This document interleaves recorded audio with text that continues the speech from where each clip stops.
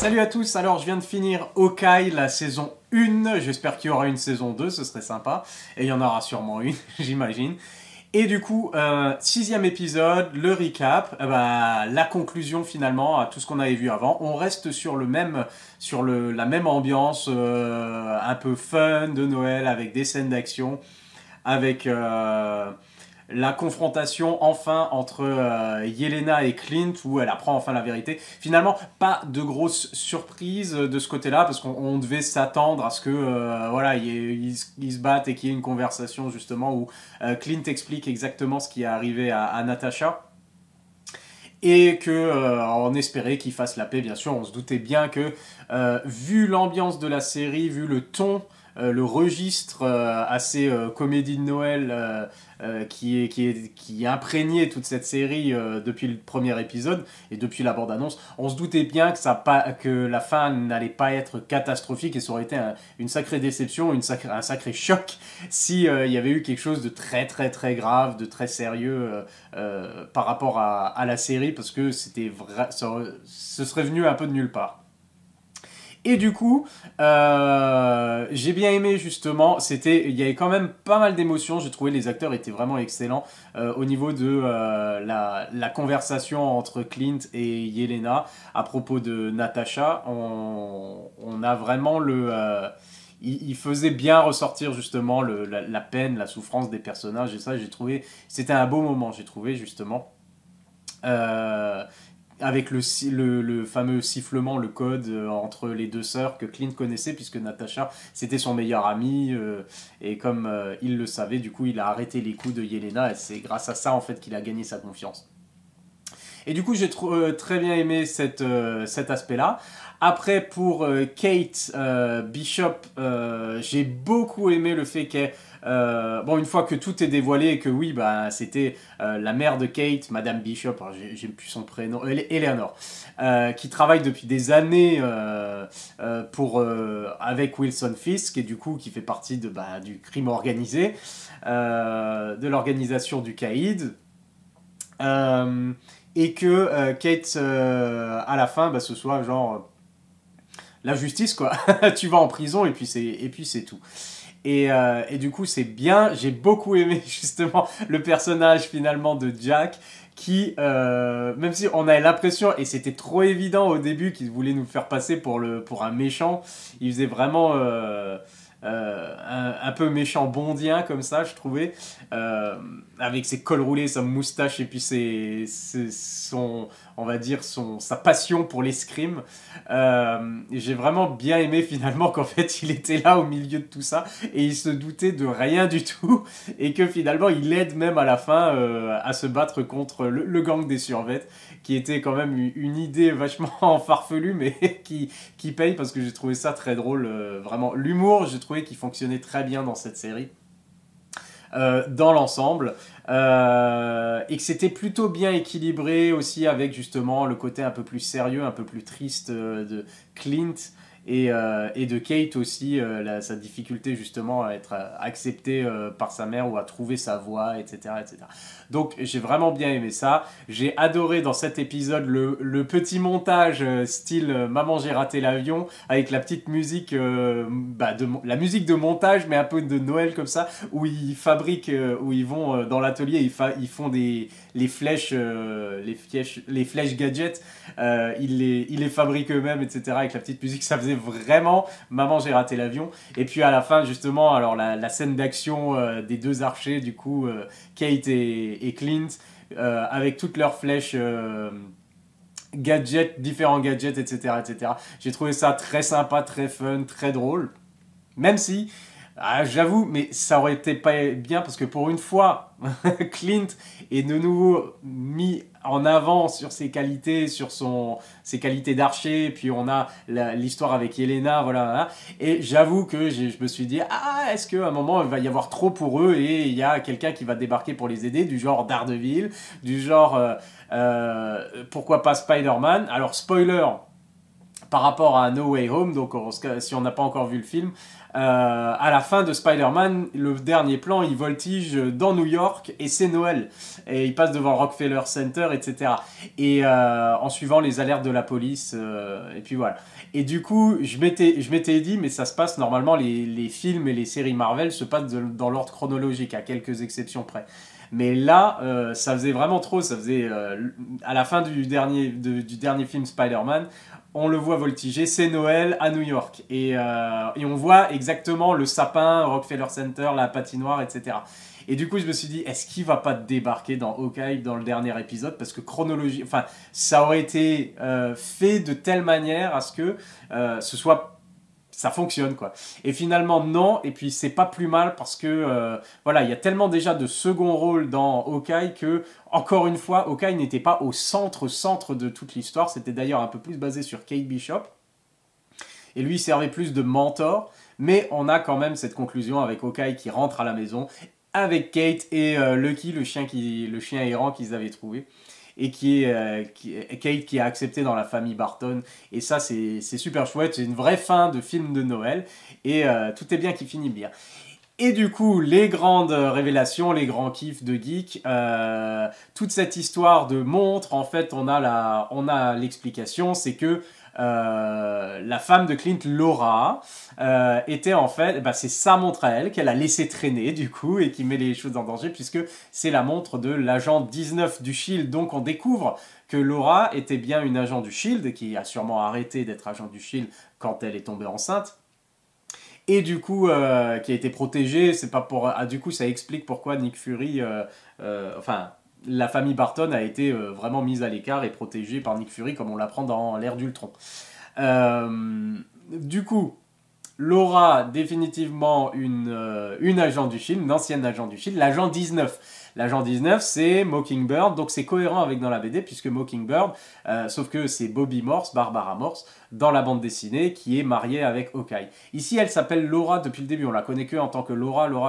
Donc Laura, c'est son vrai nom, et peut-être que son nom d'agent du Shield, ou alors elle a changé de nom, justement, pour disparaître. Son nom, c'était peut-être Barbara, Bobby, Morse, en tout cas, c'était Laura Morse, certainement, d'une certaine manière, et elle est devenue Barton. Quand elle a épousé Hawkeye. Et du coup, pour disparaître, elle a dû changer de nom, j'imagine, mais il y avait toujours cette montre qu'elle a laissé traîner et qui pouvait menacer son identité secrète, quelque chose comme ça. Et donc, j'ai trouvé ça très bien parce que finalement, c'est un beau clin d'œil. Alors, nous, on découvre qu'en fait, la femme de Hawkeye était une agent du Shield, mais pour les fans de la BD qui ont déjà lu des histoires avec Mockingbird, avec alors oiseau moqueur en français, avec Bobby Morse, c'est plus cohérent par rapport à la bande dessinée puisque c'est bien sa femme. Et elle était bien agent du Shield, et l'agent 19. Donc ça, c'est vachement sympa. Ce qui veut dire aussi, encore une fois, si on n'avait pas compris que la série Agent du Shield faisait partie d'un univers à part, était autre part dans le multivers. Là, je pense que c'est clair, puisqu'il y avait le personnage de Bobby Morse dans la série Agent du Shield. Et du coup, on ne peut pas avoir deux Agents 19, deux oiseaux moqueurs, à moins que ce soit deux personnages différents, finalement, et que ce soit pas Bobby Morse, que Laura ne soit pas Bobby Morse, mais je pense que la série Agent du Shield est complètement hors continuité par rapport au MCU, et je pense que là, ça confirme. Encore une fois, alors bon, on s'en doutait déjà depuis un moment. Ensuite, un autre sous-intrigue, celle de Echo, qui se termine ici, et donc pas d'apparition de Matt Murdock, Daredevil. J'avoue, je suis un peu déçu, mais ça aurait été, encore une fois, c'est vrai qu'on se concentre sur les personnages de la série, et ça aurait été peut-être un peu trop de fanservice. On se dit que Daredevil finira par apparaître puisqu'ils ont prévu une série Echo justement avec Maya et donc c'est à voir. Son histoire se conclut encore une fois assez prévisible puisqu'on savait qui était le traître, on savait qui était le chef, Wilson Fisk et son ami, son meilleur ami, voilà, qui était finalement le traître. Elle a dû le tuer, etc. Donc voilà, c'était pas exceptionnel parce que c'était pas super original et puis tout ça c'était assez finalement prévisible, tout ce qui allait se passer dans ce final. Pas d'énormes surprises finalement. Comme on aurait pu peut-être s'y attendre. Mais c'était efficace, c'était sympa, c'était fun, c'était à l'image de toute la série. C'est pas du grand Marvel, c'est loin, c'est pas, bah, c'est peut-être là. En termes de qualité, on va dire d'écriture, c'est la moins bonne, je dirais, peut-être de toutes les séries Marvel entre WandaVision, Loki, Falcon et Winter Soldier. Et maintenant celle-là, alors si on compte pas What If, mais il va falloir compter avec What If quand même, parce que vu ce qui va se passer dans l'année prochaine, je pense que What If, si on n'a pas encore regardé, il faut peut-être s'y mettre. Et du coup, ok, en termes de qualité vraiment d'écriture, et même au niveau du rythme, etc., c'était assez inégal. Mais j'ai passé un super moment quand même, puisque bah, c'était fun, c'était léger. Pour moi, comme je l'ai dit hein, avant, j'ai vraiment bien aimé l'humour. Les personnages sont sympathiques comme tout. Il y a des trucs bien décalés. Hailey Steinfeld est vraiment excellente. Là, dans cet épisode-là, encore une fois, la relation, la connexion qu'elle a avec Yelena justement, et comme elles s'aiment bien, elles essayent d'être copines, mais en même temps elles se mettent sur la gueule, et du coup c'était super sympa, et puis elle est juste assez, on va dire, maladroite, mais en même temps super forte, super compétente dans ce qu'elle fait, et il y a le côté un peu je suis trop contente de faire ça. Et avec Yelena c'est vraiment super quoi. Ces scènes-là sont vraiment excellentes. Et du coup, même si le rythme un peu, puis l'histoire est pas, on va dire, les enjeux, voilà, c'est ça, les enjeux sont pas des plus captivants non plus.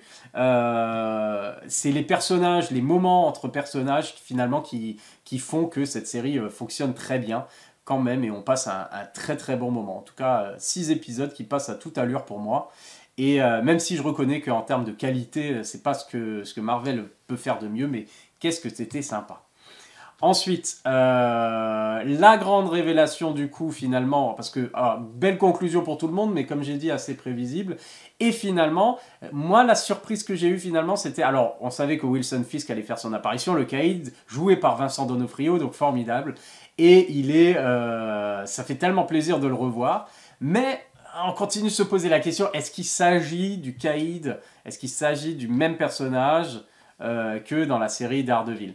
Parce que l'ambiance est clairement plus légère, et du coup ça fait un peu bizarre de le voir là. Et puis il a ses vêtements un peu décontractés de Noël avec sa chemise hawaïenne un peu improbable.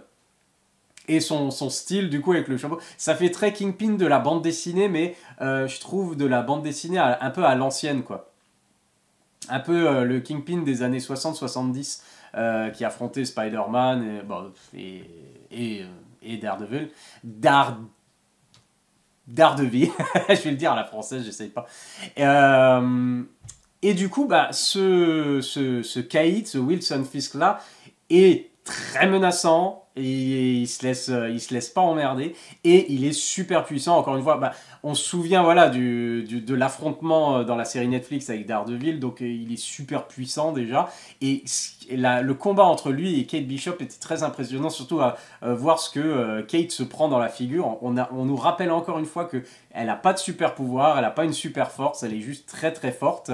C'est une athlète, mais ce qu'elle se prend de Wilson Fisk, et ce que Wilson Fisk se prend aussi dans la tronche, ça montre à quel point il est imposant, impressionnant. Après, il a l'air un peu plus, comment dire, un peu plus cartoon, je dirais, mais c'est peut-être parce que c'est dans l'ambiance de la série Hawkeye, et ça a l'air moins sérieux, on va dire, que ce qu'on avait vu dans la série de Netflix de Daredevil. Donc, est-ce que c'est le même personnage? Je ne sais pas. En tout cas, quoi qu'il arrive, il y a la confrontation finale, donc, puisque c'est lui qui avait commandité le meurtre du père de Maya, qu'il a élevé après un peu, comme sa fille, etc. Depuis les éléments depuis le snap, bien sûr. Et du coup, à la fin, bah, elle lui pointe son arme sur lui. Le plan, on a un petit travelling qui s'en va vers le haut. Et du coup, bah quoi, qu'est-ce qui se passe? On entend un coup de feu. Est-ce qu'elle lui a tiré dans la tête? Est-ce que le Caïd est déjà mort alors qu'il vient d'arriver dans le MCU? Je ne pense pas. Je pense que c'est laissé volontairement en stand-by. Alors, il y a un coup de feu qui est parti. On sait qu'il a des protections, il a des vêtements. S'ils suivent un peu la logique, il a des vêtements renforcés, il a un gilet pare-balles sûrement, donc il est protégé. Si jamais elle lui tire dessus dans le torse, si elle lui tire dans la gueule, il est mort. Mais la question du coup, c'est est-ce qu'elle l'a tué? Ce qui serait super malvenu de la part de Marvel, puisque d'avoir fait plaisir à tellement de fans pour finalement se débarrasser d'un des meilleurs méchants de l'univers Marvel, c'est un peu dommage. Alors c'est pour ça que je ne pense pas. Clairement, quand quelqu'un meurt, on le voit mourir. Et personne ne meurt jamais vraiment dans l'univers Marvel. C'est une des règles, sauf Gwen Stacy bien sûr. Et Oncle Ben. Bon. Mais du coup, est-ce que le Caïd reviendra? C'est quasi sûr. Pour moi, il n'est pas mort. Et peut-être que...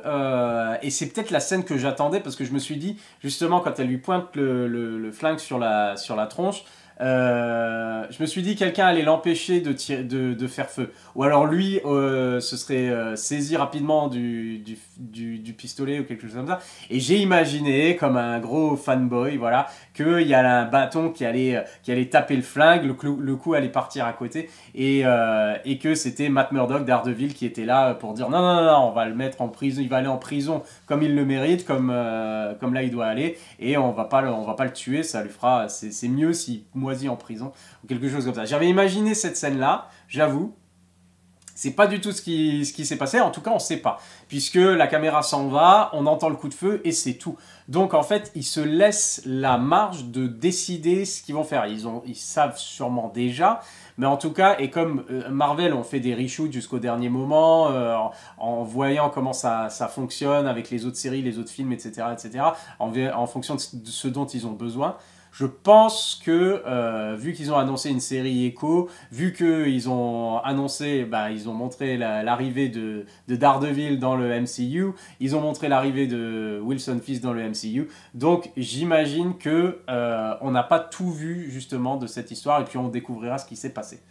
Quoi qu'il en soit, ça faisait super plaisir de voir Wilson Fisk, même une version un petit peu plus, on va dire, cartoon de Wilson Fisk. C'était quand même lui, Vincent D'Onofrio amène vraiment la prestance. Il est vraiment imposant, sa manière de parler est vraiment géniale toujours. Sa respiration et tout ça, enfin c'est vraiment, il en impose vraiment, et j'ai hâte de le revoir encore une fois de manière un peu plus longue, un peu plus développée du coup dans le MCU. Peut-être qu'on verra ça dans la série Echo, peut-être qu'on verra ça dans une autre série ou dans un film, on verra. Pourquoi pas maintenant que... alors spoiler encore une fois pour Spider-Man, maintenant que Spider-Man dans son univers, le Spider-Man de Tom Holland qui reste dans le MCU, est devenu inconnu de tout le monde, tout le monde connaît Spider-Man, mais plus personne ne connaît Peter Parker. Il repart à zéro, et il est plus... On voit dans ce plan final, justement, il s'est fait son propre costume. Ça y est, c'est plus un costume Stark avec la technologie de foufou qu'il peut plus avoir. C'est un costume, il a juste ses lance-toiles. C'est un Spider-Man classique, on ne peut plus classique, il revient aux bases.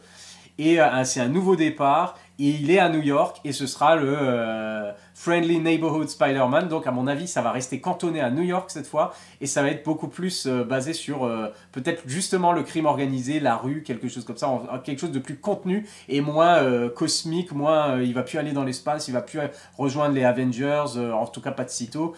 Et donc il va croiser certainement Wilson Fisk, il va croiser, à mon avis, il va finir par croiser Daredevil. Il va croiser les 4 Fantastiques si ils sont établis à New York. On verra comment ça se passe.